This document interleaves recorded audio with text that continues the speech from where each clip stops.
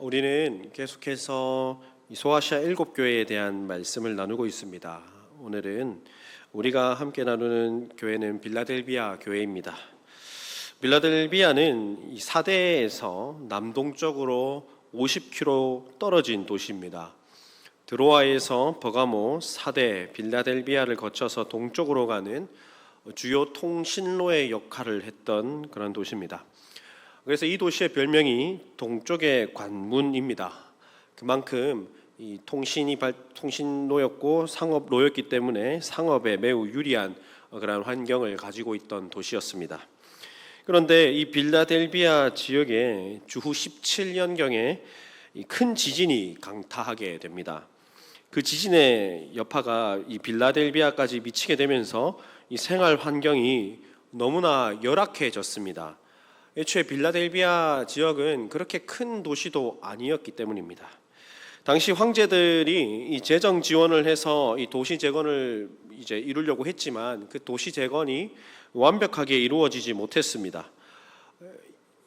역사가 스트라보라고 하는 사람의 기록에 따르면 지진이 일어나고 3년 뒤인 주후 20년경에도 여전히 그 지역이 복구가 되지 않아서 성벽이 안전하지 않고 금이 간 채로 방치되어 있다라고 기록을 하고 있습니다. 큰 트라우마를 경험한 사람은 동일하거나 또 유사한 상황이 오면 큰 두려움에 휩싸이기 마련입니다. 마찬가지로 큰 지진을 경험했던 그들은 지진에 늘 불안했습니다. 그렇기 때문에 도시가 조금만 흔들려도 겁이 났을 겁니다. 그러다 보니까 빌라델비아 이 소도시 주민들은 이 성벽 안이 아니라 도시 밖, 성벽 밖에서 오두막이나 움집을 지으며 열악하게 생활했습니다. 이러한 상황에 놓인 빌라델비아 교회의 예수님의 모습은 어떻게 기록되고 있습니까? 7절 말씀을 보십시오. 첫째는 거룩하고 진실한 분으로 나타납니다. 이사야서에서 거룩하신 분이라는 말씀을 대략적으로 한 25차례 등장을 합니다. 그만큼 하나님은 거룩하시고 참으로 신뢰할 수 있는 분이라는 것을 나타내 보고 있습니다. 이 작은 교회, 이 빌라델비아 교회에 예수님의 신성을 나타낼 뿐 아니라 그리스도께서 참 메시아라는 것을 보여주는 겁니다. 그래서 구약 성경으로부터 예언된 이 메시아에 대한 예언의 말씀을 성취하시는 분이 바로 우리 주 예수님이라는 것을 보여주고 있습니다.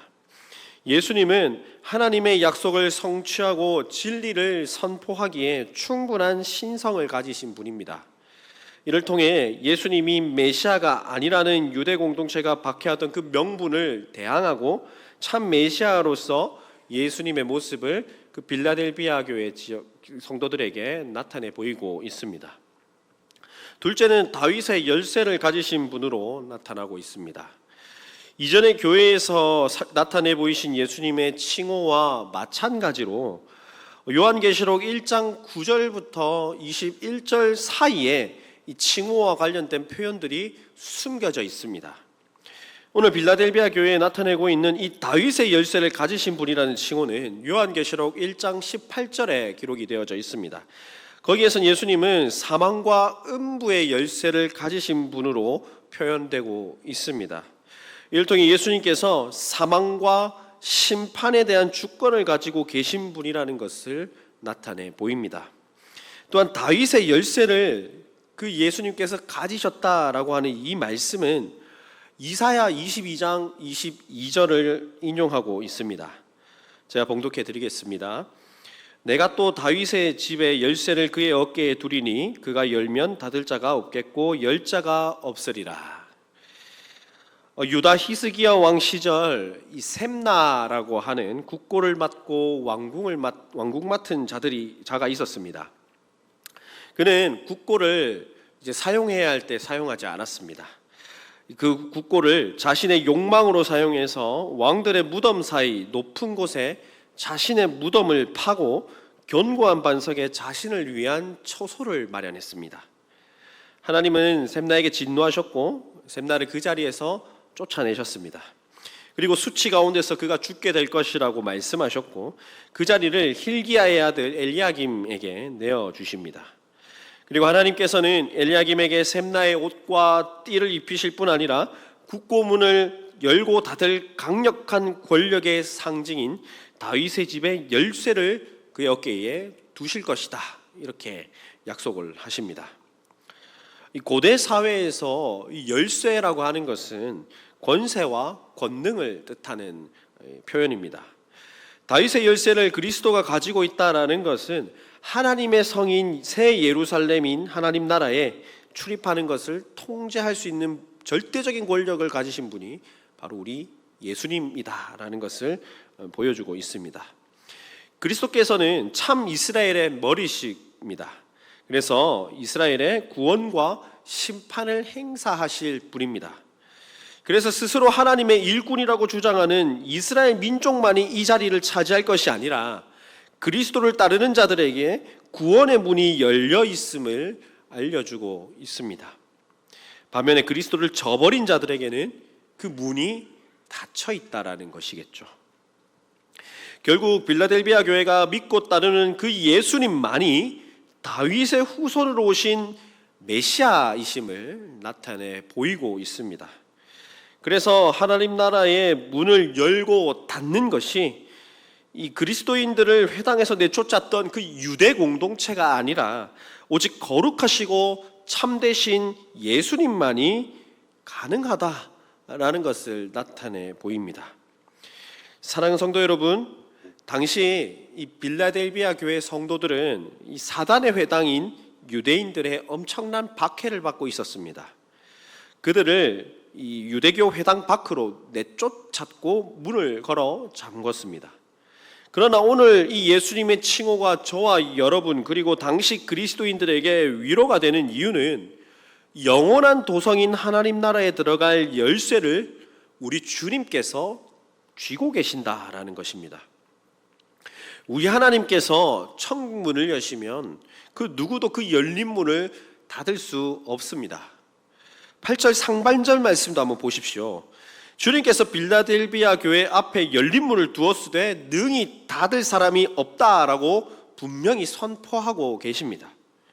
교회 되신 여러분의 삶과 죽음, 소위 생사 여탈권을 쥐신 분이 바로 하나님이라는 것입니다. 아무리 극심한 핍박이 있고 반대가 있을지라도 지금 그들 문 앞에 하나님께서 문을 친히 여시고 계신다라는 것을 말씀하고 있습니다. 결국 그 문 앞에서는 우리가 어떠한 것도 핑계할 게 없습니다. 우리에게 하나님의 천국 문이 열려 있을 때에 우리는 우리의 믿음 다하여서 그 천국 문 앞으로 달려나가야 됩니다. 그 천국 문을 여닫는 권세가 하나님께만 있다는 그 약속을 붙들므로 우리 눈앞에 이미 열려 있는 그 천국 문이 우리에게 주어졌다라는 사실을 인식하시기를 바랍니다. 그렇다면 그들은 도대체 어떤 일을 했길래 이러한 약속과 칭찬을 선물로 받았을까요? 이 빌라델비아라고 하는 이름을 좀 해석해 보면 이 사랑이라고 하는 뜻을 가지고 있습니다. 조금 구체적으로 말씀을 드리면 형제 사랑이라고 하는 의미를 가지고 있습니다. 그런 이름을 가진 지명 빌라델비아지만 정작 예수님을 따르는 자들을 향한 어떤 사랑은 존재하지 않았습니다. 이 초대 교부인 이그나티우스가 이 빌라델비아 교회에 보낸 서신에서 그리스도인과 유대인 사이에 갈등이 깊었음을 암시하는 편지를 썼습니다. 이를 볼 때 사탄의 회당인 유대 공동체는 이 그리스도인들에게 극심한 핍박을 가한 것으로 보입니다. 심지어 작은 아테네라고 불릴 만큼 많은 종교적 혼합과 황제 숭배가 만행했던 도시였기 때문에 로마 당국으로부터 그리스도인들은 고소당해서 모진 고난을 받기도 했습니다. 그럼에도 그들은 신앙을 타협하지 않고 작은 힘을 가졌지만 끝까지 하나님의 말씀을 지키며 이름을 배반하지 않았습니다. 그리고 인내하였기 때문에 이 약속을 선물로 받고 하나님으로부터 칭찬을 받게 됩니다. 빌라델비아는 정말 작은 힘을 가진 교회였습니다. 그런데 그 작디 작은 교회는 하나님께 가장 긴 칭찬을 받았고 또 책망이 존재하지 않는 교회였습니다. 성도 수가 그렇게 많지 않았던 것으로 보입니다. 정치적인 영향력도 적었고 유대 공동체로부터 인정도 받지 못해서 사회에서는 대부분 하층민 신분으로서 큰 영향력을 미치지 못한 사람들의 이 공동체였습니다. 유대 공동체로부터 핍박을 받았고 심지어 회당 밖으로 쫓겨났다, 출교를 당했다라는 것은 이 사회 경제적 이 공동체에서 배제됐을 가능성을 결코 간과할 수가 없습니다. 지진 이후에 열악한 환경에 놓여 있던 그리스도인들입니다. 그런데 황제 숭배와 제의 행사에 이 신앙 때문에 참여하지 못함으로 경제적 활동에 불이익을 감수해야만 했습니다. 결국 빌라델비아 교회 성도들의 삶은 실상 더 궁핍해졌을 것이고 더 고단했을 것입니다. 그러나 그들은 믿음을 끝까지 지켰습니다. 비록 작은 힘을 가졌지만 하나님의 말씀을 지키며 내 이름을 배반하지 않고 하나님의 이름을 배반하지 않고 신실하게 믿음을 지켰습니다. 그들은 끝까지 교회가 가지고 있는 그 진리를 사수했고 그들이 가진 작은 힘으로 교회와 말씀, 하나님의 능력을 신뢰하고 의지했습니다. 빌라델비아 교회를 다시 한번 잘 생각해 봅시다. 주님은 빌라델비아 교회에 무엇을 보고 칭찬하신 겁니까? 큰 능력입니까? 그렇지 않습니다. 작은 능력으로, 그 작은 능력으로 오직 주님과 교회를 섬긴 것을 칭찬한 것입니다. 그렇다면 우리를 한번 비추어 봅시다. 우리가 요리조리 봉사나 섬김을 피해 빠져나갈 때 사용하는 것이 무엇입니까? 주로 어떤 말을 하며 저는 못합니다 라고 말을 합니까? 제가 너무 능력이 없어서요. 이래서 못하겠고 저래서 못하겠고 결국 내 능력이 적다라는 겁니다. 자신을 마치 겸손한 자처럼 이렇게 낮추면서 거절을 합니다. 그런데 오늘 빌라델비아 교회를 향한 주님의 칭찬을 보면 그래서는 안 될 것 같습니다. 오히려 그 작은 능력을 들어 사용하시고 기뻐 받으시는 하나님의 모습을 볼 수 있기 때문입니다.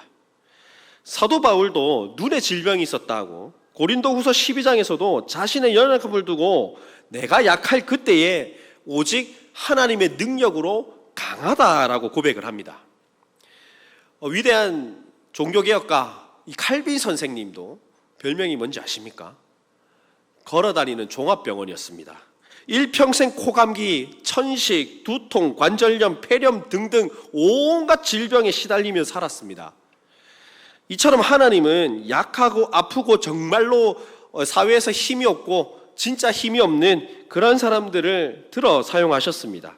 오히려 우리의 능력이 적어서 발생되는 그 결핍과 불편, 어떤 제약되는 일들 속에서도 하나님의 놀라운 뜻이 있기 마련입니다. 그리고 그 일이 하나님의 선하신 뜻 안에 있을 때 오히려 하나님의 크신 능력이 드러나게 됨을 우리는 마주합니다. 하나님의 일하심은 우리가 능력이 있어서 때가 되어서 하는 것이 아닙니다. 내 능력이 아니라 내 때가 아니라 하나님의 능력으로 하나님의 때가 되어서 그 일을 하는 것입니다. 우리는 그 섭리, 그 놀라우신 하나님의 일, 그 앞에 신실하게 기꺼이 내 삶을 드립니다 고백하는 것이 중요합니다. 그 이후에는 하나님께서 하실 일들입니다. 빌라델비아 교회 성도들은 정말 무엇보다 절박한 상황이었을 겁니다. 언제 닥칠지 모르는 지진의 공포뿐 아니라 경제적인 어려움, 사회적인 고립, 그것들이 그들을 휘감았을 겁니다. 그러나 그 교회는 결코 무너지지 않았습니다. 작은 능력으로 끝까지 하나님을 신뢰했습니다. 신실하게 그들이 하나님을 믿을 때 하나님께서는 그 작은 능력을 하나님의 큰 일을 위해 다듬어 가셨습니다. 오늘날 우리 역시 현실의 불안정함 속에서 살아갑니다. 지진과 같은 세상의 충격, 사단의 흔들어 놓음은 우리의 영적 자존감을 낮추고 믿음을 약화시킬 수도 있습니다. 그러나 사랑하는 성도 여러분, 기억하십시오.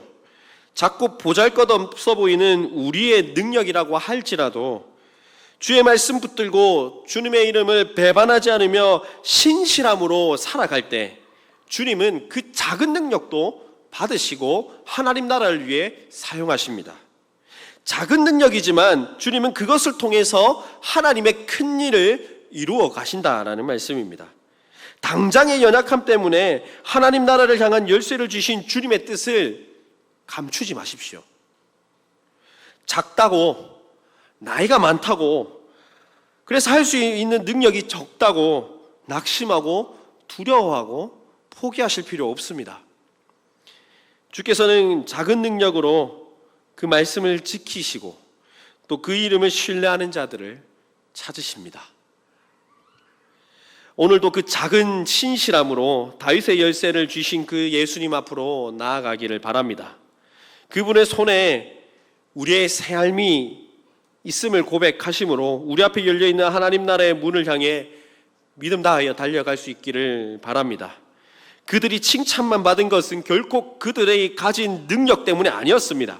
작은 능력으로 하나님 앞에 끝까지 신실했기 때문입니다. 그들의 작은 능력은 오히려 주님의 지극히 크심을 드러내는 증거가 되었습니다. 약한 그때에 우리의 강함 되시는 하나님이 일하셨기 때문입니다. 이처럼 작은 능력으로 주께 헌신하고 믿음을 끝까지 사수함으로 칭찬받은 빌라델비아 교회를 향한 주님의 말씀에는 결코 책망이 없습니다. 오히려 큰 일을 행하는 것을 막는 자들을 다윗의 열쇠를 지니신 하나님께서 무너뜨리시겠다 약속하실 뿐입니다. 그 약속은 총 3가지로 나타납니다. 첫 번째 약속은 하나님이 사랑하는 줄을 원수들이 알게 하겠다라는 것입니다. 9절 말씀을 보십시오. 이 땅에 주께서 교회를 세우신 이후로 교회의 핍박자는 다름 아닌 그들 내부에 있던 유대인 공동체였습니다. 하나님을 믿고 메시아를 믿는다고 하는 그들입니다. 마찬가지로 우리가 그토록 경계하는 이단들, 오늘날 신천지, 임마누엘 교회, 저 위에 있는 임마누엘 교회, 대다수 교회 내부에서 일어났지 않습니까? 빌라델비아 교회를 박해하던 자들 역시 교회 박해 이방인들이라기보다 유대인들이었다라는 것입니다. 거룩한 하나님을 믿고 예배하는 유대인의 회당이라는 명패는 달고 있었지만 실상은 주께서 사탄의 회당이다라고 부르실 뿐입니다. 그들의 역할은 그리스도인들이 예수님 믿는 신앙에서 떨어지도록 박해하고 괴롭히는 것이었습니다. 그들은 하나님을 예배하는 자들이라고 모여있지만 실상은 사탄, 거짓말쟁이들이었다라는 것입니다. 그런 유대인으로부터 핍박받고 있는 주의 성도 빌라델비아 교회에 주께서 약속하시며 위로하십니다. 지금은 교회를 어떻게 무너뜨리려고 악랄하게 저들이 핍박하고 괴롭히고 있지만 그들 가운데의 일부가 너희 발 앞에 엎드려 굴복하며 하나님께서 너를 사랑하는 줄을 알게 되었다, 이렇게 고백하는 순간이 있을 거라는 것입니다. 예수님을 믿는 걸 포기하면 이 교회 성도들은 모든 것이 회복되는 시간을 맞이할 것입니다. 그런데 그들은 박해와 조롱 속에서, 궁핍함과 가난함 속에서도 그 믿음을 포기하지 않았습니다. 주님은 그런 신실한 그리스도인 앞에 박해하는 자들이 와서 무릎을 꿇고 주께서 당신을 사랑하는 줄 알게 되었다, 이렇게 말씀합니다. 예수님 믿는 자들을 박해하는 자들이 되로 믿음 아래 굴복하여 하나님의 이름에 영광 돌리게 될 것이라는 엄청난 위로의 소식입니다. 하나님께서 친히 그리스도인들의 신원, 정체성을 보존해 가고 있습니다. 사실 이것도 구약 성경에 예언된 이 약속입니다. 이사야 60장 14절 말씀을 인용한 것입니다. 너를 괴롭히던 자의 자손이 몸을 굽혀 내게 나아오며 너를 멸시하던 모든 자가 내 발 앞에 엎드릴 것이다, 이렇게 말씀합니다. 멸시하고 핍박하는 자들이 있습니까? 오히려 이 말씀을 볼 때 그 멸시와 핍박이 오히려 저와 여러분에게 위로가 되는 것은 하나님께서 그 핍박하는 자들을 반드시 내 발 앞에 엎드리게 하고 오히려 그 모욕하는 입술로 하나님을 경배하게 하실 것이기 때문입니다. 그리스도께서 계속해서 우리의 정체성을 포기하지 않도록 친히 붙들고 계십니다. 그 일을 지금 주님께서 하시겠다 약속하고 있습니다. 오늘은 우리를 괴롭히는 자들이 내일은 우리 하나님의 영광을 바라보는 자들로 세워질 그날을 기대하십시오. 교회의 역사 속에 주님 오실 그날, 이 약속은 반드시 성취될 겁니다. 그래서 육적인 이스라엘이 칭찬받는 것이 아니라 이 믿음을 주 안에 속한 이 영적인 이스라엘이 이 약속을 받아 하나님의 놀라운 역전의 은혜를 누리게 될 것입니다. 두 번째 약속은 시험의 때를 면하게 하시겠다라는 약속입니다. 10절 말씀도 한번 보십시오. 빌라델비아 교회는 이 인내의 말씀을 지켰기에 시험의 때를 면하게 될 것이다, 이렇게 약속을 받습니다. 여기서 성도들이 시험의 때를 면한다라는 것이 우리가 경험하게 될 어떤 고난과 질병과 난리와 환난을 피해서 뭔가 휴거하는 것 같이 피하는 것이 아닙니다. NIV 영어 성경을 좀 보시면 이 번역이 더 정확하게 반영되고 있습니다. 너를 시험으로부터 넘어지지 않도록 지키시겠다, 유지하시겠다, 보존하시겠다라고 번역을 합니다. 그리고 대부분의 신학자들이 이 본문을 주석할 때 시험의 때에 교회가 시험받지 않도록 안전한 장소로 이동시키는 것이 아니라 앞으로 온 세상이 맞이할 종말의 그때에 그 시험을 계속해서 겪어 나갈지라도 우리 주님께서 교회를 끝까지 보호하시고 보존하시고 보장하시겠다라고 약속하는 것입니다. 다시 말해 그리스도께서 시험보다 앞서 나타나셔서 교회와 세상을 분리하는 것이 아니라 악의 권세에 맞서서 그들을 영적으로 보호하실 것이다 라고 약속하는 겁니다. 마지막 때가 오면 올수록 이 복음을 전하는 교회를 향한 핍박과 고난은 더 극심해져 갈 겁니다. 10절 하반절 말씀 보십시오. 이는 장차 온 세상에 임하여 땅에 거하는 자들을 시험할 때라. 이처럼 성경이 분명하게 말씀하고 있습니다. 그 박해를 피할 곳은 어느 곳도 없습니다. 그러니 우리가 서야 할 곳은 박해의 장소임이 틀림없습니다. 고통받는 시간을 거쳐 이 교회는 반드시 주님 앞에 서 있어야 됩니다. 환난의 때에 우리를 지켜주실 분은 하나님밖에 없습니다. 어떻게 그것을 확신할 수 있습니까? 11절 말씀을 다시 한번 보십시오. 내가 속히 오리니 내가 가진 것을 굳게 잡아 아무도 내 면류관을 빼앗지 못하게 하라. 아멘. 주님께서 속히 오시겠다, 속히 오시겠다 약속합니다. 고통받는 교회에 이보다 더 소중한 위로는 없습니다. 주님이 오실 때에 더 이상 아픔도 애곡하는 소리도 슬픔도 고난도 박해도 사단의 유혹도 없는 승리의 면류관을 우리에게 약속하십니다. 그리고 그 거룩하고 진실하신 분, 다윗의 열쇠를 쥐고 계신 분께서 반드시 저와 여러분을 보호하시고 악의 권세와 싸워 승리하실 것을 기대하십시오. 이 말씀의 내면에 신실하게 믿음을 지켜야 할 시험을 겪게 될 것임을 암시합니다. 본문이 사용하고 있는 이 잡으라라고 하는 단어는 단순히 잡으라는 것이 아닙니다. 힘을 다해서 정말 젖먹던 힘까지 다해서 그들에게 예수께서 주신 열린 천국문에 대한 약속과 그리스도께서 친히 그리스도인의 정체성을 보장하신다라고 하는 그 약속, 속히 오시겠다는 그 약속을 꽉 붙들고 있으라는 말씀입니다.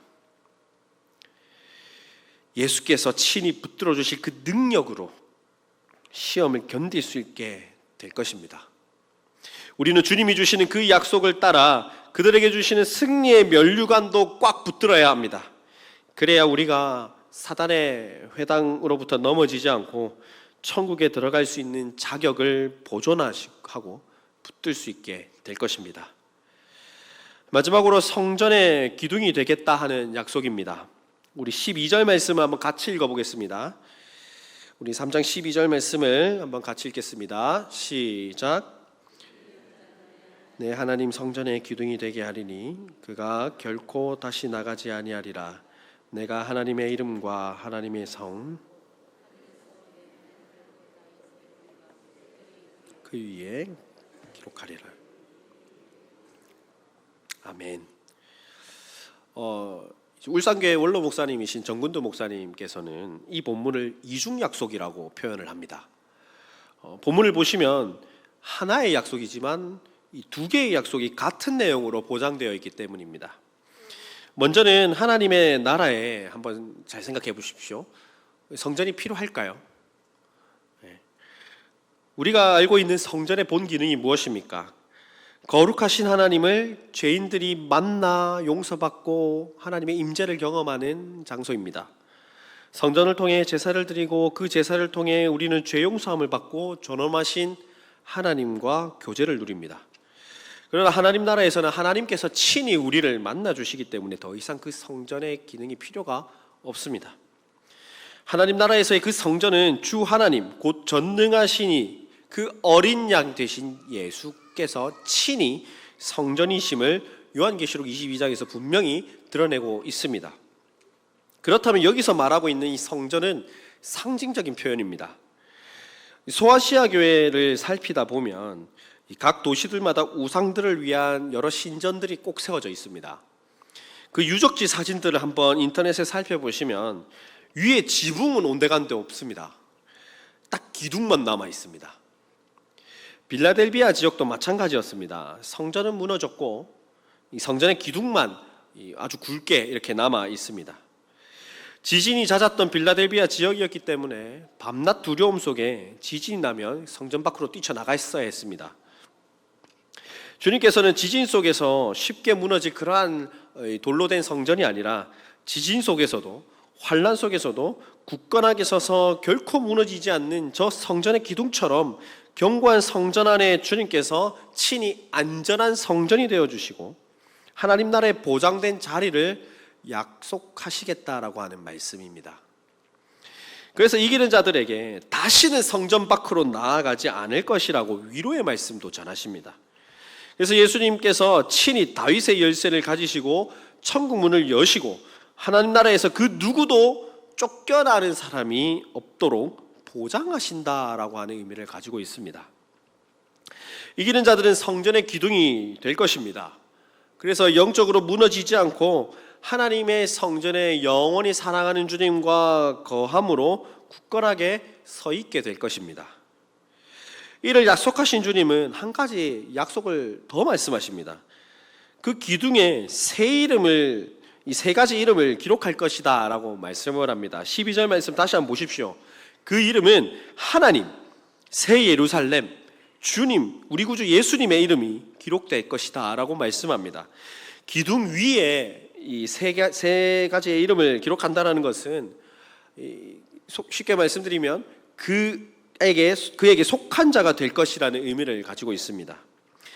다시 말해 빌라델비아 교회 성도들은 지금은 힘들지만 주님께서 속히 오실 때 하나님에게 속한 자가 되어 특권적인 지위를 받게 된다라는 것입니다. 사랑하는 성도 여러분, 우리 역시 주님의 인치심을 받아서 이미 주님께 속한 자입니다. 우리도 역시 연약하고 참 비참한 상황 속에 있습니다. 그러나 끝까지 인내하고 말씀을 붙드는 자들을 주께서 이기는 자로 불러주시고 성전의 기둥이 되게 하십니다. 그리고 이기는 자인 우리는 하나님의 이름, 새 예루살렘, 그리고 예수님의 그 이름이 박힌 자들이 되었습니다. 우리는 이미 하나님께 속한 자들임을 기억하십시오. 이미 하나님의 성에 속한 자이며 이미 예수 그리스도 그분 안에 속한 자임을 기억하시기를 바랍니다. 이제 말씀을 맺습니다. 우리에게 부어주신 이 하나님의 은혜는 결코 마르지 않습니다. 사라지지 않습니다. 그렇기 때문에 우리는 작은 능력이라고 위축될 필요가 전혀 없습니다. 오히려 그 작은 능력으로 최선을 다해서 정말 주님을 섬기고자 할 때 하나님께서는 그 마음을 기뻐 받으십니다. 그리고 작고 연약한 자들을 들어 주님의 크신 일을 이루시는 은혜를 우리는 경험하게 될 것입니다. 우리는 우리의 작은 능력 속에 하나님의 능력을 더욱 선명히 바라보게 됩니다. 흔들리는 시대 속에서도 결코 닫히지 않을 하나님 나라의 문을 향해 믿음 다하여서 달려나갑시다. 교회를 사랑하고 예수님을 섬기고 예수님을 사랑하고 예수님께 충성합시다. 우리의 작은 헌신 위에 하나님은 반드시 큰 일을 행하십니다. 하나님의 일이 결코 쉽지 않고 우리의 연약함으로 그 일을 이루어낼 수 있을까 하는 의심이 들더라도 그 길 끝에 하나님이 이기는 자들을 향한 약속이 분명히 있음을 신뢰하시기를 바랍니다. 그리하여 우리 모두가 이기는 자로 부름받아서 하나님의 이름과 새 예루살렘, 예수 그리스도의 이름이 기록된 성전의 기둥으로 세워지기를 바랍니다. 그래서 하나님의 임재를 풍성히 경험하는 은혜가 저와 여러분의 매일의 삶 가운데에 흘러넘치기를 간절히 소망합니다.